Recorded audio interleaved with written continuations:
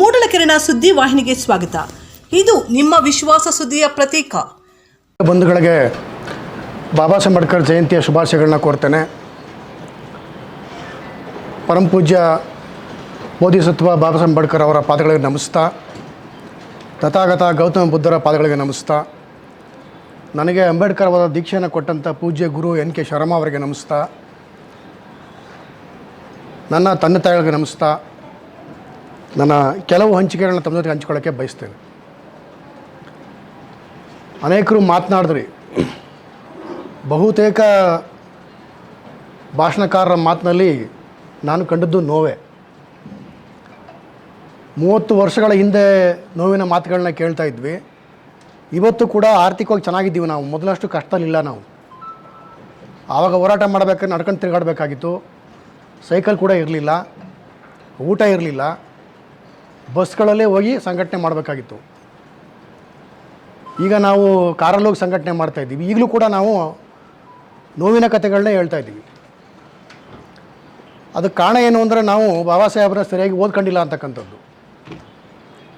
ಬಾಬಾ ಸಾಹೇಬ್ರನ್ನ ಸರಿಯಾಗಿ ಓದ್ಕೊಳ್ಳೋದು ಬೇರೆ, ಬಾಬಾ ಸಾಹೇಬ್ರನ್ನ ಸರಿಯಾಗಿ ಅರ್ಥ ಮಾಡ್ಕೊಳ್ಳೋದು ಬೇರೆ, ಮತ್ತು ಓದಿ ಅರ್ಥ ಮಾಡ್ಕೊಂಡು ಅದರಂತೆ ನಡೀತಕ್ಕಂಥದ್ದು ಬೇರೆ. ಯಾರು ನಡೀತಾನೆ ಸಮರ್ಥವಾಗಿ ಬಾಬಾ ಸಾಹೇಬರ ಮಾರ್ಗದಲ್ಲಿ ಅವನಿಗೆ ಹೆಚ್ಚು ಆತ್ಮವಿಶ್ವಾಸ ಇರ್ತದೆ. ಯಾವ ವ್ಯಕ್ತಿ ನಡೆಯೋದಿಲ್ಲ, ಕೇವಲ ಮಾತಾಡ್ತಾನೆ, ಅವನಿಗೆ ಅವನ ಮೇಲೆ ನಂಬಿಕೆ ಇರೋದಿಲ್ಲ. ಯಾವ ವ್ಯಕ್ತಿ ಓದೋದೇ ಇಲ್ಲ, ಅವನಿಗೆ ಏನೂ ಗೊತ್ತಾಗೋದಿಲ್ಲ. ಆದರೆ ವೈಯಕ್ತಿಕವಾಗಿ ನಾನು ಕಳೆದ 35 ವರ್ಷಗಳಿಂದ ಓದ್ತಾನೆ ಇದ್ದೀನಿ ಬಾಬಾ ಸಾಹೇಬ್ರನ್ನ. ಈವನ್ ಟುಡೇ ನನಗೆ ವಸ್ತು ಅಂತ ಅನ್ನಿಸ್ತಾ ಇದೆ. ಅದು ಎಷ್ಟು ಪುಸ್ತಕ ಓದಿದ್ರು ನನ್ನ ಮನೆಯಲ್ಲಿ ಒಂದು 5,000 ಪುಸ್ತಕ ಇರಬೇಕು ಬಾಬಾ ಸಾಹೇಬ್ರ ಬಗ್ಗೆ. ಅದರಲ್ಲಿ 70% ಇಂಗ್ಲೀಷ್ ಪುಸ್ತಕಗಳಿದ್ದಾವೆ. ಪ್ರತಿ ತಿಂಗಳಿಗೆ ಒಂದು 2 ಅಥವಾ 3 ಪುಸ್ತಕ ತಗೋತೀನಿ ನಾನು. ಅಷ್ಟು ಪುಸ್ತಕಗಳನ್ನ ಓದೋಕ್ಕೆ ಟ್ರೈ ಮಾಡಿದ್ರೆ ಪ್ರತಿ ಬಾರಿನೂ ಕೂಡ ಹೊಸ ಪುಸ್ತಕ ಓದ್ತಾ ಇದ್ದೀನಿ ಅಂತ ಅನಿಸ್ತದೆ. ನಾನು ತುಂಬ ಜನ ಮಾತಾಡಿದ್ರಿ ನೀವು ಚುನಾವಣಾ ನೀತಿ ಸಂಹಿತೆ ಇದೆ ಅಂತ. ನೀತಿ ಸಂಹಿತೆಗೂ ಅಂಬೇಡ್ಕರ್ ಜಯಂತಿಗೂ ಯಾವ ಸಂಬಂಧವೂ ಇಲ್ಲ. ನಾವು ನೀತಿ ಸಂಹಿತೆನ ಚುನಾವಣೆ ಯಾವ ಕಾರಣಕ್ಕೆ ಜಾರಿ ಮಾಡಿದೆ ಅಂದರೆ, ಚುನಾವಣೆಯ ಸಂದರ್ಭ ನಡೀತಕ್ಕಂಥ ಅಕ್ರಮ ಮತ್ತು ಅವ್ಯವಹಾರಗಳನ್ನು ತಡೆದು ಫೇರ್ ಆ್ಯಂಡ್ ಫ್ರೀ ಎಲೆಕ್ಷನ್ ಮಾಡಬೇಕು ಅನ್ನೋ ಕಾರಣಕ್ಕಾಗಿ ನೀತಿ ಸಂಹಿತೆ ಜಾರಿ ಇದೆ ಹೊರತು ನೀವು ಮಾಡ್ತಕ್ಕಂಥ ಸಾಂಸ್ಕೃತಿಕ ಧಾರ್ಮಿಕ ಕಾರ್ಯಕ್ರಮಗಳನ್ನ ತಡೆಯೋದಕ್ಕೆ ಅಲ್ಲ. ಸಂವಿಧಾನ ಶಿಲ್ಪಿಯ ಮೊಮ್ಮಕ್ಕಳಾಗಿರ್ತಕ್ಕಂಥ ನೀವು ಕಾನೂನೇ ಓದೋದಿಲ್ಲ. ನೀವೇ ಹೇಳೋದು ಕೇಳ್ಕೊಂಡು ಸುಮ್ಮನೆ ಹಿಂಗಿರ್ಬೋದು ಹಿಂಗಿರ್ಬೋದು ಅಂತ ತೀರ್ಮಾನ ಮಾಡ್ಕೊಂಡು ಮಾತಾಡ್ತಿರ್ತೀವಿ ಅಷ್ಟೆ. ಮತ್ತು ಮರ್ತೋಗುತ್ತೆ ಕೆಲವು ಟೈಮಲ್ಲಿ, ಯಾಕಂದರೆ ಟೈಮ್ ಇರಲ್ಲ ನನಗೆ ಮಾತಾಡೋದಕ್ಕೆ. ಹಾಗಾಗಿ ನಮ್ಮ ವಕೀಲರು ಎಡಬಲ ಅಂತ ಮಾತಾಡಿದ್ರು, ಅದನ್ನೇ ಫಸ್ಟ್ ಮಾತಾಡ್ಬಿಡ್ತೀನಿ. ನಾನು 2008ರಲ್ಲಿ ಆ್ಯಕ್ಚುಲಿ 94ರಲ್ಲಿ ಈ ಸಮಸ್ಯೆ ಇರಲಿಲ್ಲ. 94ರಿಂದ ಈಚೆಗೆ ಸ್ಟಾರ್ಟ್ ಆಯ್ತಂಥದ್ದು ಇದು ಎಡಬಲ ಅಂತ. ಆಮೇಲೆ ನಾನು ಅಧ್ಯಯನ ಮಾಡೋಕ್ಕೆ ಸ್ಟಾರ್ಟ್ ಮಾಡಿದೆ, ಎಡ ಅಂದರೆ ಏನು, ಬಲ ಅಂದರೆ ಏನು ಅಂತ.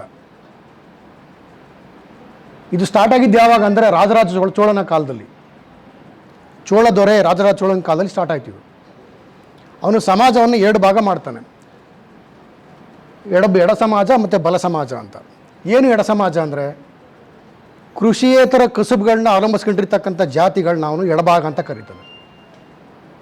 ಕೃಷಿಯನ್ನು ಅವಲಂಬಿಸ್ಕೊಂಡು ಬದುಕ್ತಾ ಇರತಕ್ಕಂಥ ಜಾತಿಗಳನ್ನ ಬಲ ಸಮಾಜ ಅಂತ ಕರೀತಾನೆ. ಬಲ ಸಮಾಜದಲ್ಲಿ 18 ಜಾತಿಗಳನ್ನ ಅವನು ಗುರುತಿಸ್ತಾನೆ. ಅದು ಇದು ಕರ್ನಾಟಕದ ವ್ಯಾಪ್ತಿನಲ್ಲಿ, ತಮಿಳುನಾಡು ವ್ಯಾಪ್ತಿ ಅಲ್ಲ. ಮೊದಲನೇದು ಬಣಜಿಗ, 2ನೇದು ಒಕ್ಕಲಿಗ, 3ನೇದು ಗಾಣಿಗ, 4ನೇದು ರಂಗಾರೆ, ಲಾಡ್, ಗುಜರಾತಿ, ಕಾಮಾಟಿ, ಜೈನ, ಕುರುಬ, ಕಂಬಾರ, ಅಗಸ, ಬೆಸ್ತ, ಪದ್ಮಶಾಲಿ, ನಾಯಿಂದ, ಉಪ್ಪಾರ, ಚಿತ್ರಗಾರ, ಗೊಲ್ಲ ಮತ್ತು ಕೊನೆಯಲ್ಲಿ ಹೊಲೆಯ. ಇದು ರೈಟ್ ಕಮ್ಯುನಿಟಿ. ಲೆಫ್ಟು ಮೊದಲನೇದು ಪಂಚಾಲರು, 2ನೇದು ನಗರ್ತರು, 3ನೇದು ಹೆಗ್ಗಾಣಿಗ, 4ನೇದು ದೇವಾಂಗ, 5 ಬೇಡ ಅಥವಾ ವಾಲ್ಮೀಕಿ ಕುಲಸ್ಥರು, 6ನೇದು ಯಾಕುಲ ತೊರೆಯ ಏಕಲಿಯವರು, ಪಳ್ಳಿ ತಿಗಳ ಚಂದ್ರವಂಶದ ವರ್ಣಿಕ್ಷುಲ ಕ್ಷತ್ರಿಯರು, ಕೋಮಟಿ, ಮತ್ತು ಕೊನೆಯದು ಮಾದಿಗ ಅಥವಾ ಪಂಚ ಜಾಂಬು ಕೋಲುಗಳು ಅಂತ. ಅದೇನಾಗಿದೆ, ಬೇರೆ ಯಾವ ಜಾತಿಗಳನ್ನು ಇವನು ವಲಯ ಎಡಗೈ ಅಥವಾ ಬಲಗೈ ಅಂತ ಕರೆಯೋದಿಲ್ಲ ನಾವು ಕಡೆ. ಈ ವಲಯರು ಮತ್ತು ಮಾದಿಗರು ಮಾತ್ರ ಅವ್ರು ಎಡಗೈ ಬಲಗೈ ಅಂತ ಕರಿತೀವಿ. ಬೇರೆ 17 ಜಾತಿಗಳು ತಮ್ಮ ಸ್ಟಿಗ್ಮಾ ಏನಿತ್ತು, ಬಲಗೈನ ಸ್ಟಿಗ್ಮಾ ಇತ್ತು ಅಂದರೆ ಕಳ್ಕೊಂಡ್ವು.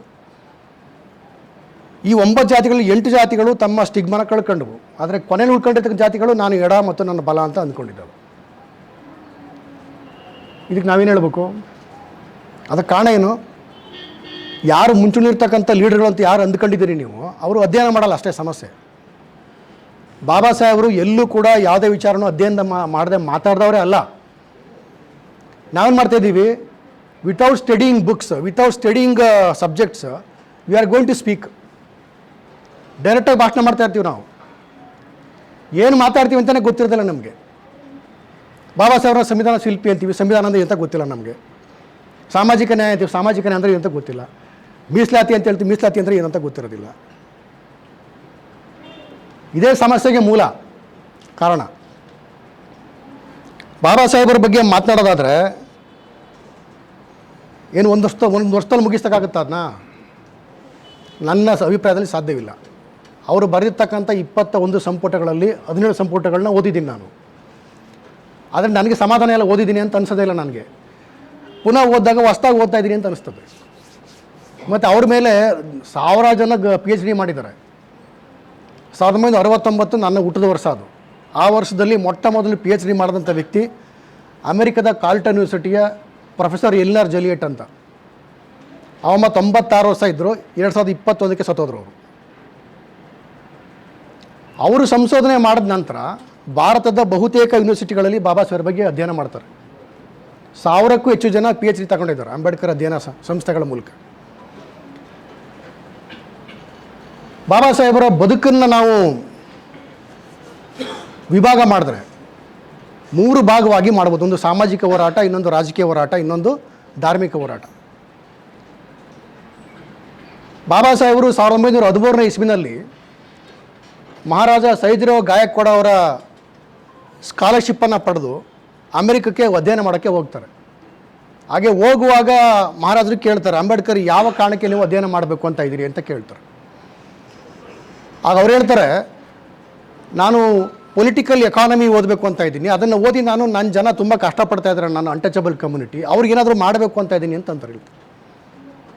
ನೋಡಿ, 13 ವರ್ಷದಲ್ಲಿ 1913 ಇಸ್ವಿಲಿ ಅವ್ರಿಗೆ ಎಷ್ಟು ವಯಸ್ಸು? ಜಸ್ಟ್ 17-18 ವರ್ಷ ಅಷ್ಟೇ. 18 ವರ್ಷದ ಹುಡುಗ ಆಗಲೇ ನಾನು ಸಾಮಾಜಿಕ ಏನಾದ್ರು ಮಾಡಬೇಕು ಯೋಚನೆ ಮಾಡ್ತಾನೆ.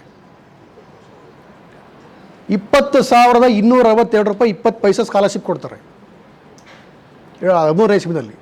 ಬಾಬಾ ಸಾಹೇಬರು 2 ವರ್ಷ ಅಮೆರಿಕದಲ್ಲಿ ಓದ್ತಾರೆ, 1 ವರ್ಷ ಲಂಡನ್ನಲ್ಲಿ ಓದ್ತಾರೆ. ಆ 2 ವರ್ಷದಲ್ಲಿ PhD ಮಾಡ್ತಾರೆ, MA ಮಾಡ್ತಾರೆ, ಮತ್ತು 50 ಸರ್ಟಿಫಿಕೇಟ್ ಕೋರ್ಸ್ಗಳನ್ನ ಮಾಡ್ತಾರೆ. ಆ 50 ಸರ್ಟಿಫಿಕೇಟ್ ಕೋರ್ಸ್ಗಳಲ್ಲಿ 27 ಸರ್ಟಿಫಿಕೇಟ್ ಕೋರ್ಸ್ಗಳನ್ನ ಎಕನಾಮಿಕ್ಸಲ್ಲೇ ಮಾಡ್ತಾರೆ. ನಂತರ ಲಂಡನ್ಗೆ ಬರ್ತಾರೆ. ಗ್ರೇಸ್ ಇನ್ ಲಂಡನ್ನಲ್ಲಿ ಕಾನೂನು ಅಧ್ಯಯನ ಮಾಡ್ತಾರೆ. ಡಾಕ್ಟರ್ ಆಫ್ ಸೈನ್ಸ್ ಪದವಿಗೆ ಪ್ರಬಂಧ ಮಂಡಿಸ್ತಾರೆ. ನಂತರ ಜರ್ಮನಿಯ ಬಾನ್ ಯೂನಿವರ್ಸಿಟಿಗೆ ಅಡ್ಮಿಷನ್ ಆಗ್ತಾರೆ ಸಂಸ್ಕೃತ ಕಲಿಬೇಕು ಅಂತ. ಬಟ್ ಅವ್ರು ಅಡ್ಮಿಷನ್ ಆಗಿ ಅಲ್ಲಿ ಹೋಗೋಕ್ಕಾಗೋದಿಲ್ಲ ಅವ್ರಿಗೆ. ಮತ್ತು 22ನೇ ಇಸ್ವಿಗೆ ಸೈಜರಾವ್ ನಮ್ಮ ಶಾಹು ಮಹಾರಾಜರ ಸಪೋರ್ಟ್ ಮೇಲೆ ಮತ್ತೆ PhD ಡಾಕ್ಟರ್ ಆಫ್ ಸೈನ್ಸ್ ಪದವಿ ಮಾಡಿ ಇಡೀ ಇಂಡಿಯಾದಲ್ಲಿ ಮೊಟ್ಟ ಮೊದಲ ಬಾರಿಗೆ ಡಾಕ್ಟರ್ ಆಫ್ ಸೈನ್ಸ್ ಪದವಿ ಪಡೆದಂಥ ಮೊದಲ ವ್ಯಕ್ತಿ ಆಗ್ತಾರೆ. ಅವರು PhD ಮಾಡೋವ್ರಿಗೆ ಇಂಡಿಯಾದಲ್ಲಿ ಯಾವುದೇ ವ್ಯಕ್ತಿ ಫಾರಿನ್ ಯೂನಿವರ್ಸಿಟಿಲಿ PhD ಮಾಡೇ ಇರೋದಿಲ್ಲ. ಇಂಡಿಯಾಗೆ ಬರ್ತಾರೆ. ಬಂದ ಮೇಲೆ 24ನೇ ಇಸ್ವಿನಲ್ಲಿ ಬಹಿಷ್ಕೃತ ಹಿತಕಾರಣಿ ಸಭಾ ಮಾಡ್ತಾರೆ 1924. ಅದೇ ವರ್ಷ ಈ ದೇಶಕ್ಕೆ ಒಂದು ಆಯೋಗ ಬರ್ತದೆ, ಹಿಲ್ಟನ್ ಯಂಗ್ ಕಮಿಷನ್ ಅಂತ ಅದರ ಹೆಸರು, ಹಿಲ್ಟನ್ ಯಂಗ್ ಆಯೋಗ ಅಂತ. ಅದರಲ್ಲಿ 11 ಜನ ಮೆಂಬರ್ಸ್ ಇರ್ತಾರೆ. ಆ 11 ಜನ ಮೆಂಬರ್ಸ್ ಕೈನಲ್ಲೂ ಕೂಡ ಒಂದು ಪುಸ್ತಕ ಇರ್ತದೆ. ಅದು ಬಾಬಾ ಸಾಹೇಬ್ರೇ ಬರೆದಿದ್ದಂಥ ಕೃತಿ ರೂಪಾಯಿ ಸಮಸ್ಯೆ, ಪ್ರಾಬ್ಲಮ್ ಆಫ್ ರುಪಿ.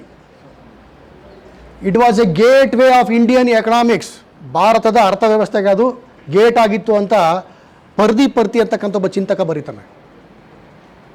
ಬಾಬಾ ಸಾಹೇಬ್ರ ಹಿಲ್ಟನ್ ಯಂಗ್ ಅವರು ಸಮನ್ ಮಾಡಿ ನಮ್ಮ ಆಯೋಗದ ಮುಂದೆ ನೀವು ಸಾಕ್ಷಿ ನೋಡಬೇಕು ಅಂತ ಕರೀತಾರೆ. ಯಾವ ಕಾರಣಕ್ಕೆ ಅದು ಆಯೋಗ ಬಂದಿತ್ತು ಅಂದರೆ, ಈ ದೇಶದಲ್ಲಿ ರಿಸರ್ವ್ ಬ್ಯಾಂಕ್ ಆಫ್ ಇಂಡಿಯಾ ಸ್ಥಾಪನೆ ಮಾಡಬೇಕು, ಆ ಕಾರಣಕ್ಕಾಗಿ ಅಧ್ಯಯನ ಮಾಡೋಕ್ಕೆ ಆಯೋಗ ಬಂದಿರ್ತದೆ. ಬಾಬಾ ಸಾಹೇಬರು ಆಯೋಗದ ಮುಂದೆ ನಿಂತು ಸಾಕ್ಷ್ಯವನ್ನು ಕೊಡ್ತಾರೆ. ಅದರ ಆಧಾರದ ಮೇಲೆ 1934 reserve bank of India act ಜಾರಿ ಆಗ್ತದೆ. 1935 ಏಪ್ರಿಲ್ 1ನೇ ತಾರೀಕು ರಿಸರ್ವ್ ಬ್ಯಾಂಕ್ ಆಫ್ ಇಂಡಿಯಾ ಉದ್ಘಾಟನೆ ಆಗ್ತದೆ. ಆ ದುರಂತ ಅಂದರೆ ಬಾಬಾ ಸಾಹೇಬರ ಚಿತ್ರ ಇವತ್ತು ಕೂಡ ನೋಟ್ ಮೇಲೆ ಬಂದಿಲ್ಲ. ನೋಟ್ಗೆ ಯಾರು ಕಾರಣ? ಇಂಡಿಯಾದ reserve bank of India print ಆಗ್ತಾರೆ ನೋಟ್ಗೆ ಯಾರು ಕಾರಣ? ನಿಮ್ಮ ಹತ್ರ ದುಡ್ಡಿದ್ದ ಜಾಸ್ತಿ. ಬಟ್ ನೀವು ಅಂಬೇಡ್ಕರ್ ಪೂಜೆ ಮಾಡ್ತೀರಿ, ಬೇರೆ ಯಾಕೆ ಪೂಜೆ ಮಾಡಲ್ಲ? ಹೆಚ್ಚು ದುಡ್ಡಿರ್ತಕ್ಕಂಥವ್ರು ಪೂಜೆ ಮಾಡಬೇಕಾಗಿತ್ತಲ್ವಾ? ಪಾಪ ಅವ್ರಿಗೆ ಗೊತ್ತಿಲ್ಲ, ಅವ್ರಿಗೆ ಹೇಳ್ಕೊಡ್ಬೇಕಾಗಿರೋದು ನಾವು ಹೇಳ್ಕೊಡ್ಬೇಕಷ್ಟೇ. ಅವ್ರು it is because of Baba Saheb Ambedkar, it is the contribution of Baba Saheb Ambedkar reserve bank of India is started in 1935. 1919 ಇಸ್ವಿನಲ್ಲಿ ಬಾಬಾ ಸಾಹೇಬ್ರಿಗೆ 28 ವರ್ಷದ ಹುಡುಗ ಅವರು. 28, 29, 30 ವರ್ಷ ದಾಟಿರಲ್ಲ ಅವ್ರಿಗೆ. ಆವಾಗ ಬಹಿಷ್ಕೃತ ಹಿತಕಾರಣಿ ಸಭಾ ಮತ್ತು ಮುಂಬೈನ ವಿಧಾನ ಪರಿಷತ್ BHS ಬಹಿಷ್ಕೃತ ಹಿತಕಾರಣಿ ಸಭಾ ಪರವಾಗಿ ಒಂದು ಮನವಿನ ಕೊಡ್ತಾರೆ ಸೌತ್ ಬರೋ ಕಮಿಷನ್ಗೆ. ಭಾರತದ ಎಲ್ಲ ನಾಗರಿಕರಿಗೂ 21 ವರ್ಷ ಆಗಿರ್ತಕ್ಕಂಥ ಎಲ್ಲ ನಾಗರಿಕರಿಗೂ ಮತದಾನದ ಕೊಡಿ ಅಂತ ಕೇಳ್ತಾರೆ, ವೋಟಿಂಗ್ ಪವರ್ ಕೊಡಿ ಅಂತ. ಅಲ್ಲಿವರೆಗೆ ಇಂಡಿಯಾದಲ್ಲಿ ಇಂಡಿಯನ್ ಕೌನ್ಸಿಲ್ ಆ್ಯಕ್ಟ್ 1901 ಪ್ರಕಾರ ಕೇವಲ 3 ವರ್ಗಕ್ಕೆ ಮಾತ್ರ ಓಟ್ ಹಾಕೋಕ್ಕಿರ್ತದೆ. ಯಾರ್ಯಾರಿಗೆ?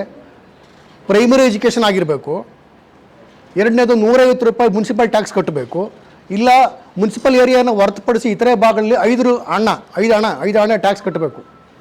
ಅಷ್ಟು ಲ್ಯಾಂಡನ್ನು ಹೊಂದಿರಬೇಕು. ಅವರು ಮಾತ್ರ ಓಟ್ ಹಾಕುವಂಥ ಹಕ್ಕಿರ್ತದೆ. ಅವರು ಮಾತ್ರ ರಿಜಿಸ್ಟ್ರೇಷನ್ ಮಾಡ್ಕೊಳ್ಳೋಕೆ ಅವಕಾಶ ಇರ್ತದೆ. 19 ಇಸ್ವಿಯಲ್ಲಿ ಬಾಬಾ ಸಾಹೇಬರು ಫಸ್ಟ್ ಟೈಮ್ ಮನವಿ ಕೊಡ್ತಾರೆ, ಎಲ್ಲರಿಗೂ ಓಟ್ ಹಾಕಕ್ಕೆ ಕೊಡಿ ಅಂತ. ಅದು SC STಗಳಿಗೆ ಮಾತ್ರ ಅಲ್ಲ ಕೇಳಿದ್ದು, ಅವರು ಇಂಡಿಯಾದ ಎಲ್ಲ ನಾಗರಿಕರು. ಇದು ಗಮನ ಇರಲಿ ನಿಮಗೆ. ಮತ್ತೆ 28 ಸೈಮನ್ ಕಮಿಷನ್ ಬರ್ತದೆ. ಸೈಮನ್ ಕಮಿಷನ್ಗೆ ಒಬ್ಬ MLC ಆಗಿ, ಬಾಂಬೆ ಮುನ್ಸಿಪಲ್ ವಿಧಾನ ಪರಿಷತ್ನ MLC ಆಗಿ ಮತ್ತು ಬಹಿಷ್ಕೃತ ಹಿತಕಾರಣಿ ಸಭಾ ಅಧ್ಯಕ್ಷರಾಗಿ 2 ರೀತಿಯಲ್ಲಿ ಮನವಿ ಕೊಡ್ತಾರೆ. ಮತ್ತೆ ನಮಗೆ ಭಾರತ ಎಲ್ಲ ನಾಗರಿಕೆ ಓಟ್ ಹಾಕಕ್ಕೆ ಕೊಡಿ ಅಂತ. ಸೈಮನ್ ಅವರು ಅದನ್ನು ಕನ್ಸಿಡರ್ ಮಾಡೋದಿಲ್ಲ, ಬಟ್ ರಿಕಮೆಂಡ್ ಮಾಡ್ತಾರೆ. ಏನಂತ? ಇಂಡಿಯಾದಲ್ಲಿ ಈ ಥರ ದೊಡ್ಡ ಗೊಂದಲ ಇದೆ, ನಾವು ದುಂಡು ಮೇದಿನ ಸಭೆಯ ಮೂಲಕ ಇದನ್ನು ಸಮಸ್ಯೆನ ಬಗೆಹರಿಸ್ಕೋಬೇಕು ಅಂತೇಳಿ ದುಂಡು ಮೇದಿನ ಸಭೆಗೆ ಆಹ್ವಾನ ಮಾಡ್ತಾರೆ. 89 ಜನ ಕಮಿಟಿ ಮೆಂಬರ್ಸ್ನ ಆಯ್ಕೆ ಮಾಡೋದ್ರಲ್ಲಿ ಬಾಬಾ ಸಾಹೇಬ್ ಕೂಡ ಒಬ್ಬರಾಗಿರ್ತಾರೆ. 89 ಜನದಲ್ಲಿ ಅತಿ ಹೆಚ್ಚು ವಿದ್ಯಾವಂತರಾಗಿದ್ದಂಥವರು ಬಾಬಾ ಸಾಹೇಬ್ ಅಂಬೇಡ್ಕರ್ ಅವರು. ಇದು ನಿಮಗೆ ಜ್ಞಾಪಕ ಇರಲಿ.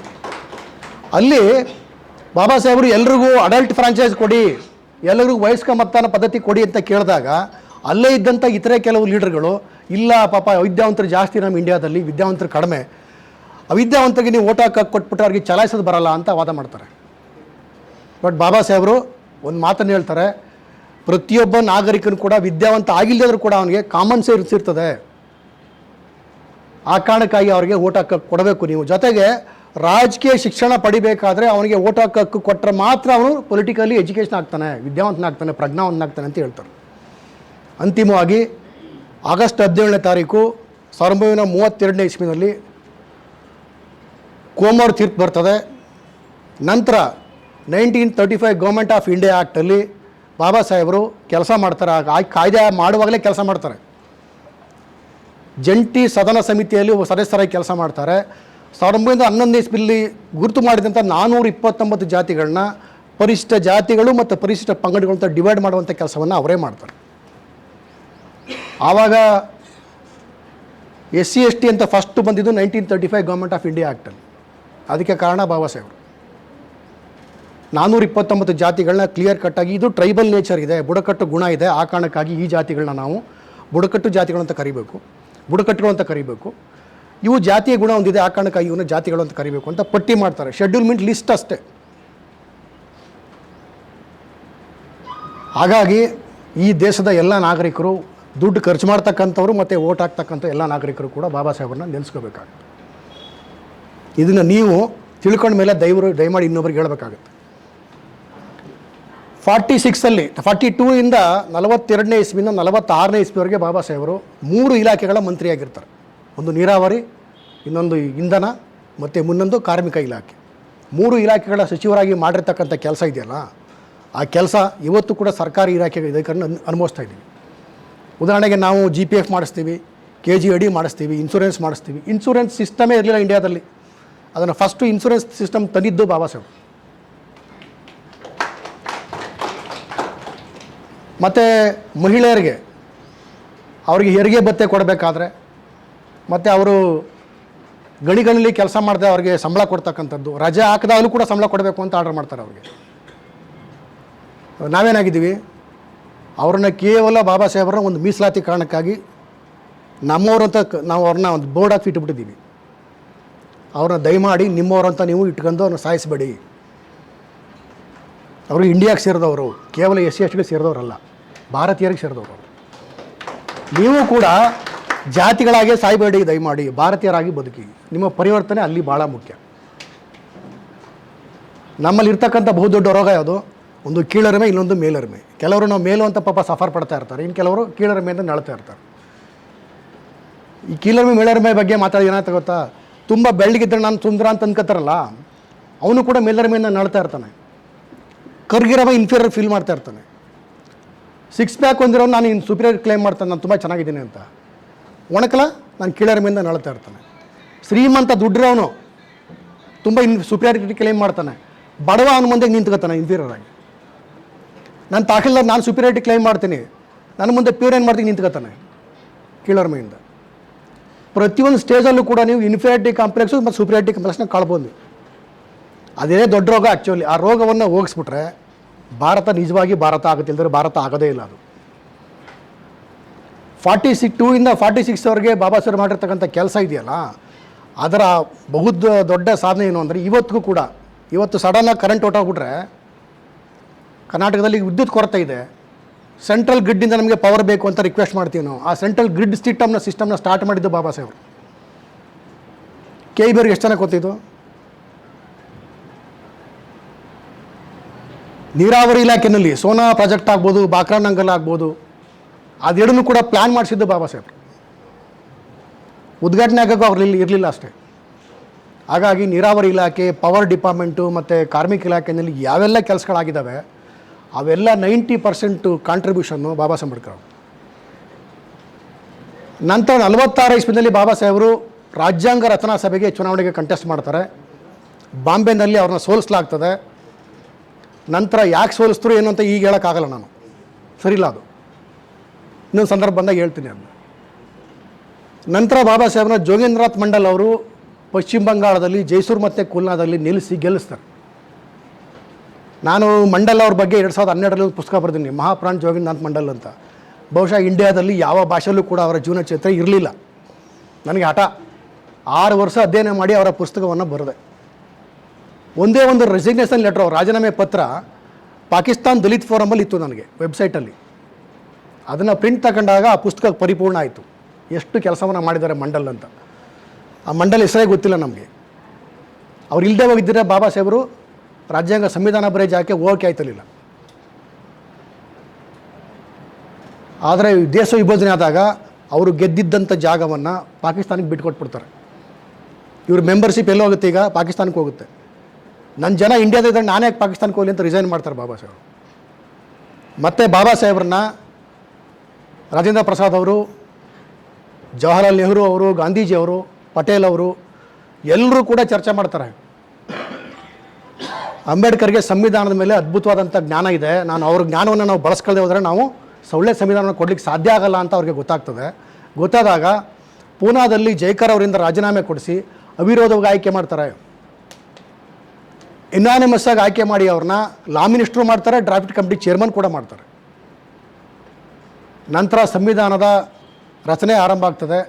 7 ಜನ ಕರಡು ಸಮಿತಿ ಮೆಂಬರ್ಸಲ್ಲಿ ಅವರು ಒಬ್ಬರೇ ಸೀರಿಯಸ್ ಆಗಿ ಕೆಲಸ ಮಾಡ್ತಕ್ಕಂಥವ್ರು, ಎಲ್ಲರೂ ಕೂಡ ಯಾರೂ ಇರಲಿಲ್ಲ ಅನ್ನುವಂಥ ಮಾತನ್ನು ಟಿ ಕೃಷ್ಣಮಾಚಾರಿ ಅವರು ತಮ್ಮ ಭಾಷಣದಲ್ಲಿ ನವೆಂಬರ್ 4, 1949 ರಾಜ್ಯಾಂಗ ಸಭೆಯಲ್ಲಿ ಹೇಳ್ತಾರೆ. ಅವರು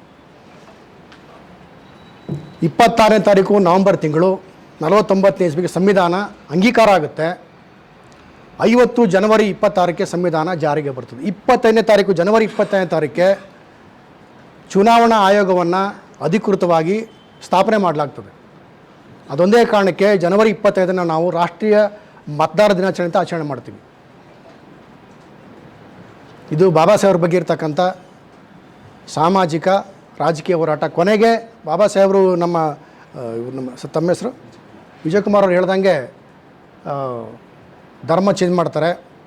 ಅದ್ರ ಬಗ್ಗೆನೂ ಕೂಡ ಈಗ ಮಾತಾಡೋದು ಬೇಡ, ಇದನ್ನು ಮಾತಾಡೋಣ. ಧಮ್ಮ ಸ್ವೀಕಾರ ಮಾಡ್ತಾರೆ. ಬಹಳ ಮುಖ್ಯವಾಗಿ ನಾನು ಹೇಳ್ತಕ್ಕಂಥದ್ದು ಇಷ್ಟೇ, ಬಾಬಾ ಸಾಹೇಬರ ಸಂವಿಧಾನದ ಪ್ರಿಯಾಂಬಲ್ ಇದೆಯಲ್ಲ, ಪೀಠಿಕೆ, ಆ ಪೀಠಿಕೆಯಲ್ಲಿ ರಾಜಕೀಯ, ಧಾರ್ಮಿಕ, ಸಾಂಸ್ಕೃತಿಕ, ಸಾಮಾಜಿಕ ಮತ್ತು ಆರ್ಥಿಕ ನ್ಯಾಯ ಇಷ್ಟು ಎಲ್ರಿಗೂ ಕೊಡಬೇಕಾಗಿದೆ. ಎಸ್ ಸಿ ಎಸ್ ಟಿಗಳಿಗೋಸ್ಕರ ಒಬ್ಬರಿಗೆ ಅಲ್ಲ, ಎಲ್ಲರೂ ಕೊಡಬೇಕಾಗಿದೆ. ಅದು ಸಾಧ್ಯ ಆಗಬೇಕಾದ್ರೆ ಸೋದರತ್ವ ಭಾಳ ಮುಖ್ಯ ಅಂತ ಹೇಳ್ತಾರೆ, ಫ್ರೆಟರ್ನಿಟಿ. ಆ ಫ್ರೆಟರ್ನಿಟಿನೇ ನಾವು ಆಧಾರ ಇಟ್ಕೊಂಡು ಕೆಲಸ ಮಾಡಬೇಕು, ಸೋದರತ್ವ. ಆ ಸೋದರತ್ವಕ್ಕೆ ಬೇಕಾಗಿರ್ತಕ್ಕಂಥದ್ದು ಪ್ರೀತಿ ಮಾಡುವ ಗುಣ. ಆ ಪ್ರೀತಿ ಮಾಡುವ ಗುಣ ಬೆಳಿಬೇಕಾದ್ರೆ ನಾವು ಫಸ್ಟು ಮೈತ್ರಿ ಬೆಳೆಸಬೇಕು.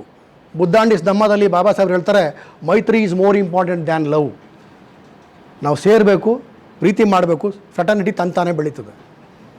ಎಡಬಲ ಸಮಸ್ಯೆ ಕೂಡ ಇರ್ತಕ್ಕಂಥದ್ದು, ಪರಿಹಾರ ಇರ್ತಕ್ಕಂಥದ್ದು ಒಂದೇ ಮಾರ್ಗದಲ್ಲಿ.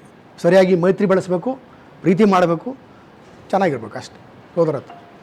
ನಾನು ಬ್ರಹ್ಮಾವರದ ತಾಕೀಲ್ದಾರ ಆದಾಗ ಒಂದು ಕಾರ್ಯಕ್ರಮದಲ್ಲಿ ಕೇಳಿದೆ, ಅಲ್ಲಪ್ಪ ನೀವು ಸೆಟ್ಟಿ ಅಂತ ಇಟ್ಕೊಂಡಿದ್ದೀರಿ ಜಾತಿಗೆ, ನೀವು ಭಟ್ ಅಂತ ಇಟ್ಕೊಂಡಿದ್ದೀರಿ, ನೀವು ಪೂಜಾರಿ ಅಂತ ಇಟ್ಕೊಂಡಿದ್ದೀರಿ, ಎಲ್ಲಿವರೆಗೆ ಜಾತಿಗಳನ್ನ ಮುಂದುವರಿಸ್ತೀರಿ ಅಂತ ಕೇಳಿದೆ.